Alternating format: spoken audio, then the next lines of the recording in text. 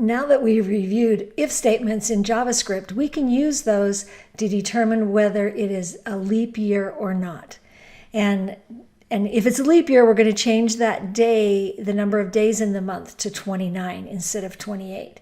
Now, leap year rules are a little complex when you go to implement them. So the easy one is the year must be evenly divisible by 4. And that works for almost every year.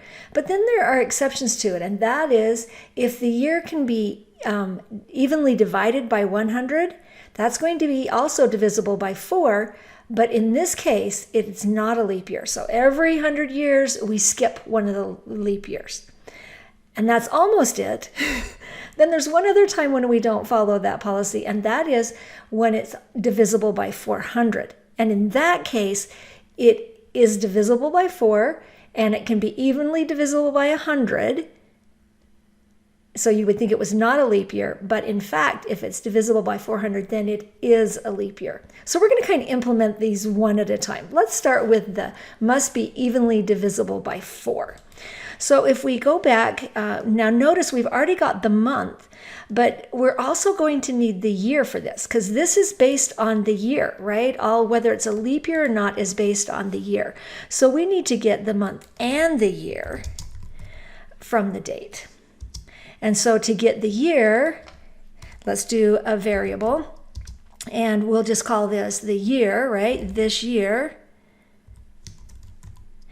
And it equals, and we can call this with our calendar date dot, and we want to get full year is the method, the date method that we want to call, and that will give us the year number. And now we can use that in our statements.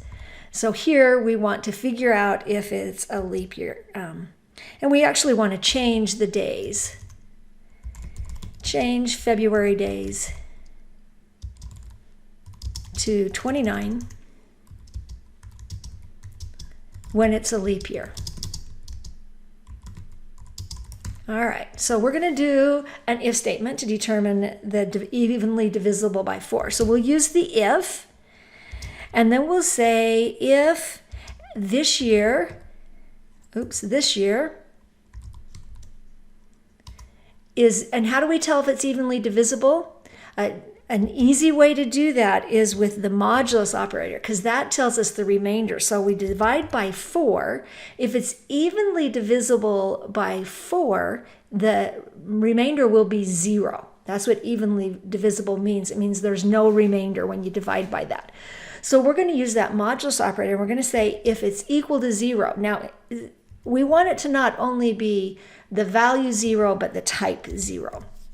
So we say if this year mod 4 is equal to 0, so it's evenly divisible by 4, then we want to set the day count of 1. Remember, the day count is that array that we have, and February's index 1. We want to set it to 29. Now notice, each time we come into this method, it's going to create this array, which has February set to 28 days.